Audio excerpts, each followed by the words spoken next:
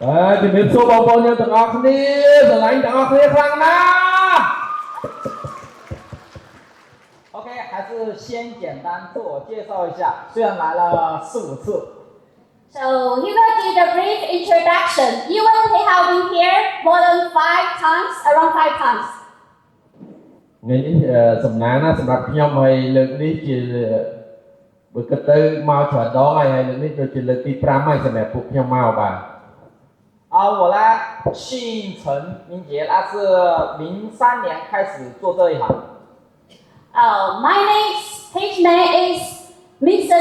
Chen Jie. He started this industry since 2003. ឈ្មោះខ្ញុំគឺឈិនជាបងប្អូនអាចហៅគាត់លោកគ្រូឈិនណាបាទឈិនហើយគាត់ចាប់ផ្ដើមនៅក្នុងអាជីវកម្មឬក៏ព័ន្ធនៅក្នុងវិស័យសាឡននេះតាំងពីឆ្នាំ2003កន្លងមកណាបាទ22ឆ្នាំបាទ 那呢，到现在呢有20多年的美业从业经验。那08年到12年呢，帮助中国最大的连锁机构建立了发型师的晋升体系。He has more than 20 years history, and also from 2008 and also 2013, he worked for a big chain company, do their hair salon assistant. បទពិសោធន៍របស់ខ្ញុំមានជាង20ឆ្នាំជារួមហើយនៅក្នុងឆ្នាំ2008រហូតដល់ឆ្នាំ2013ខ្ញុំបានធ្វើការនៅក្នុងក្រុមហ៊ុនមួយដ៏ធំពាក់ព័ន្ធជាមួយនឹងគ្រឿងសម្អាងបាទក្រុមហ៊ុនដ៏ធំរយៈពេល5ឆ្នាំ 那在中国呢，我们有很多技术是我们在原创中国的微潮色概念呢是我来提出。He lead about for the fashion color without bleaching. ហើយជំនាញរបស់ខ្ញុំគឺខ្ញុំបកកែមែនទែនទៅលើការធ្វើពណ៌សក់ដោយមិនបាច់តឡើងណា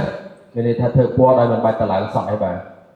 那烫头发呢，免打理的一个技术理念呢，也是我们提出来的。And also, he lead about the hair comb without styling. ហើយជំនាញអត់រួញក៏ពិសេសដែរបាទណា 我坚信技术一定是要不断的创新，不断的去引领我们整个行业的一个趋势，才能干嘛？让整个行业变得更加的 OK。 I believe technique will lead to improve, increasing innovation, so we can improve ourselves. ហើយខ្ញុំជឿជាក់ទៅលើការបរិញ្ញាសមត្ថភាពការអភិវឌ្ឍសមត្ថភាពដើម្បីយើងទាំងអស់គ្នាបានរីកចម្រើនទាំងអស់គ្នា 那同样呢，我们今天呢来到这个地方呢，也会为大家带来最前沿的一个技术，最前沿的最时尚的一个美发概念。 Today we are here, we are going to tell you the trend in 2025, the latest technique. ហើយខ្ញុំមកថ្ងៃនេះគឺចង់នឹងចែករំលែកជូនដល់បងប្អូនទាំងអស់គ្នាអំពីនិន្នាការឬក៏ការវិវត្តនៅក្នុងវិស័យពណ៌ឬក៏ម៉ូដសក់ចុងក្រោយបំផុតនៅក្នុងឆ្នាំ2025នេះ Thank you. បាទសូមអរគុណច្រើន